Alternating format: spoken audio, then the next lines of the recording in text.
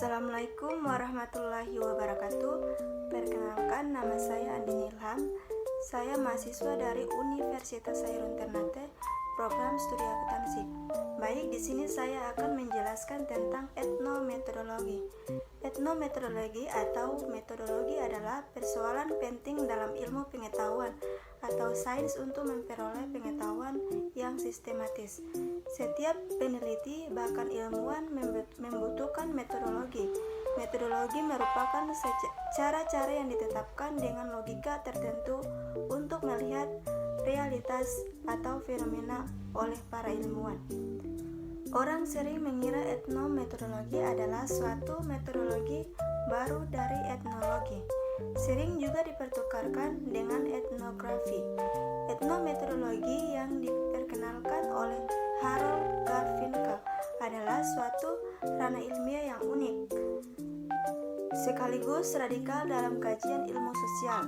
Dikatakan radikal karena dikenal keras dalam mengkritis cara-cara yang dilakukan para sosiolog sebelumnya. Garfinkel sepanjang hayatnya memfokuskan mengenai permasalahan-permasalahan konseptual yang menjadi topik utama sosiologi. Isu ini ialah mengenai tindakan sosial, hakikat, intersubjektivitas, dan pembentukan pengetahuan secara sosial. Garfinkel mengeksplorasi bidang ini melalui sifat-sifat dasar dan penalaran praktis. Selanjutnya tentang definisi. Etnometodologi adalah studi tentang bagaimana tatanan sosial dihasilkan dalam dan melalui proses interaksi sosial.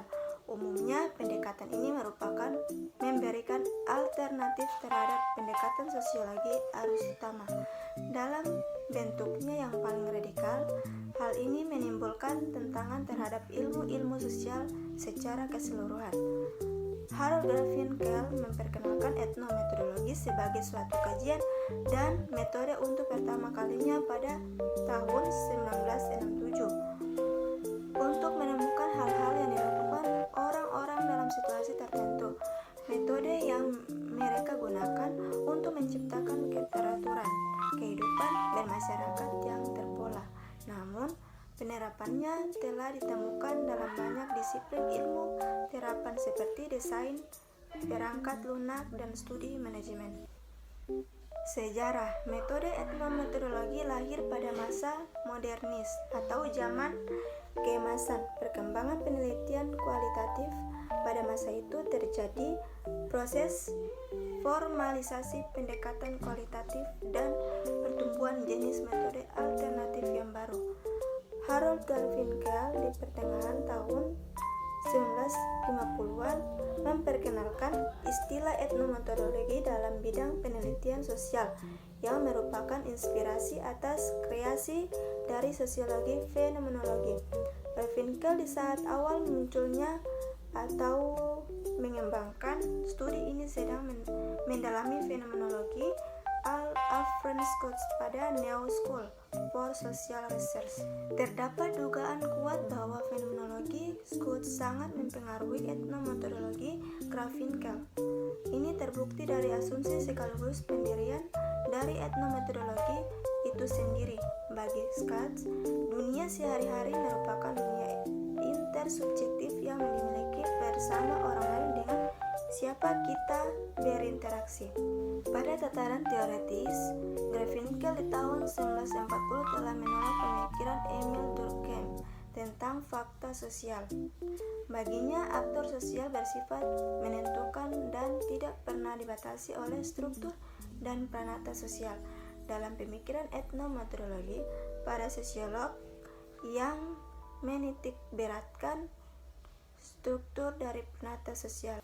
Penelusuran dari hasil penyidikan beberapa peneliti mengarah pada lahirnya analisis percakapan yang kini menjadi disiplin ilmu diterima di akademi.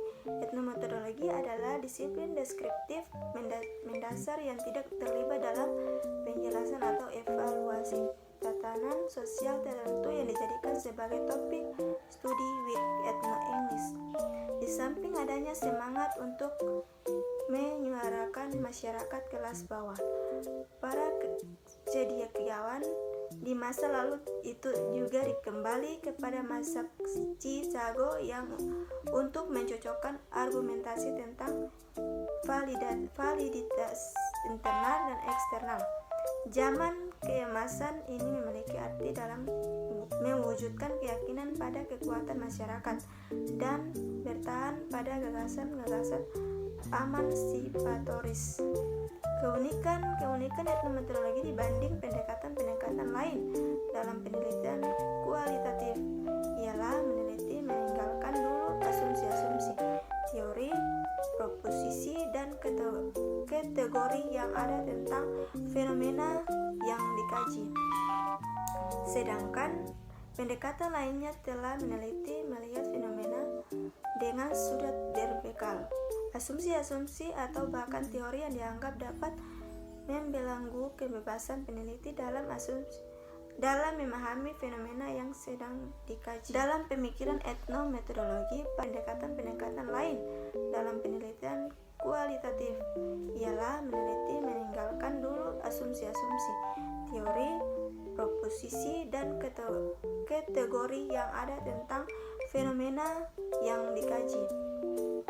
Sedangkan pendekatan lainnya telah meneliti melihat fenomena dengan sudut berbekal. Asumsi-asumsi atau bahkan teori yang dianggap dapat membelenggu kebebasan peneliti dalam memahami fenomena yang sedang dikaji. Baik, sampai di sini saja penjelasan saya yang dapat saya sampaikan. Wabillahi taufiq wal hidayah. Wassalamualaikum warahmatullahi wabarakatuh.